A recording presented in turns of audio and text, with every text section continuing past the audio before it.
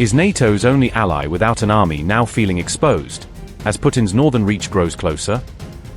How has an island of 400,000 relied on NATO for its survival, and can that shield still hold? With no army, navy, or air force, how would Iceland respond if Russia suddenly tested its defenses? NATO jets guard Iceland's skies, but what happens if a threat arrives before Allied help can respond? Could Iceland build a 2,000-strong force and 2,000 reservists, ending its decades-long army-free era? Would wartime mobilization of 40,000 Icelanders become necessary, as Putin's threat changes the North Atlantic?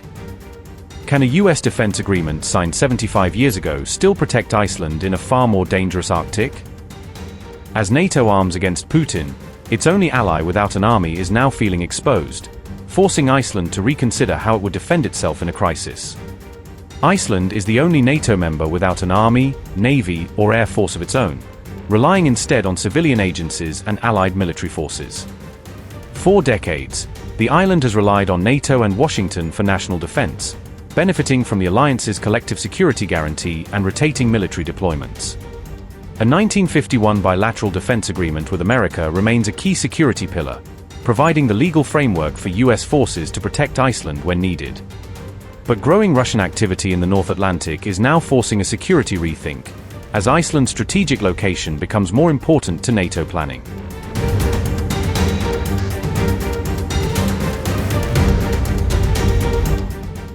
The rethink comes as NATO holds its Northern Viking exercise around Iceland, bringing Allied forces together to rehearse defense of the strategically vital island. The US-led drill tests protection of infrastructure and key North Atlantic routes, as NATO prepares for threats to shipping lanes, cables, and military access. Allied forces are conducting anti-submarine warfare training, practicing how to detect and counter hostile submarines operating in the North Atlantic. Mine countermeasure operations are also underway, preparing NATO units to find and neutralize sea mines threatening ports, shipping routes, and naval access. The exercise focuses on protecting critical infrastructure, including the systems, ports, and communications links essential to Iceland's economy and security.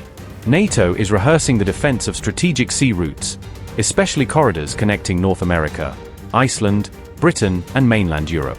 Belgian F-16 fighters are flying NATO air policing missions, providing Iceland with a rapid response capability it cannot generate by itself. US P-8A anti-submarine aircraft are supporting the drill, using advanced sensors to search for submarines and monitor activity beneath the sea. The Canadian frigate HMCS Ville de Quebec has joined the exercise, adding a major surface warship capability to NATO's Northern Maritime Force. NATO Maritime and Special Forces are also participating, testing how Allied units could coordinate across air, sea, and land during a North Atlantic crisis. However, Icelandic officials are increasingly concerned about Russian submarine activity, with underwater threats raising alarm around the island's vital sea routes. NATO's top European commander also flagged Russian and Chinese activity in the north, warning that strategic competition is expanding across the Arctic region.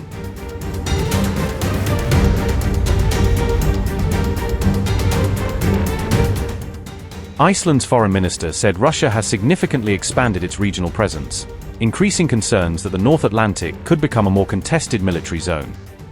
Thorgera Katrin Gunnarsdottir also warned of China's growing interest across the region, linking Arctic competition to wider geopolitical tensions beyond Europe. NATO has responded with Arctic Sentry to boost surveillance and deterrence, expanding its ability to monitor and defend the high north.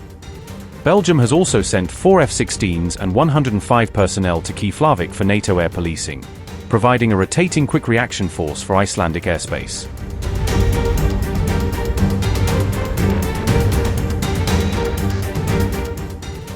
Iceland is instead using civilian institutions for tasks often performed by militaries, combining Coast Guard, police, and emergency systems for national security.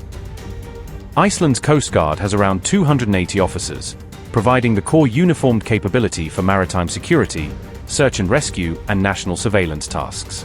It operates 2 offshore patrol vessels, allowing Iceland to monitor its vast maritime zone and support security operations in surrounding waters. The Coast Guard runs Iceland's air defense system, coordinating surveillance and sharing information with NATO's wider air and maritime command network. 4 radar complexes monitor Icelandic airspace, giving authorities early warning of aircraft and other aerial activity approaching the island. National police perform security roles, supporting internal safety, emergency response, and protection duties that a military would carry out in many states. Some personnel have military training, giving Iceland limited expertise for tasks that require more specialized security or operational skills. Keflavik serves as the North's eyes and ears, acting as a crucial hub for NATO surveillance, air policing, and North Atlantic monitoring. The fighters provide the round-the-clock reaction capability Iceland itself lacks, allowing Allied pilots to identify and intercept unknown aircraft approaching its airspace. Iceland's Defense Office says civilian tools can create some effects provided by armies, using Coast Guard, police, radar, and NATO cooperation to meet threats. But a growing movement called the Guardians of Iceland wants a national defense force, arguing that the island needs its own military capability. The proposal calls for 2,000 personnel in a standing force, providing Iceland with a trained military corps for immediate defensive and crisis response duties.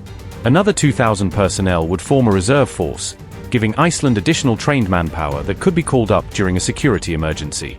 Wartime mobilization could involve 40,000 people, roughly 10% of Iceland's population, creating a much larger force for national survival. The proposed force would remain voluntary, preserving Iceland's political tradition of avoiding compulsory military service for its citizens.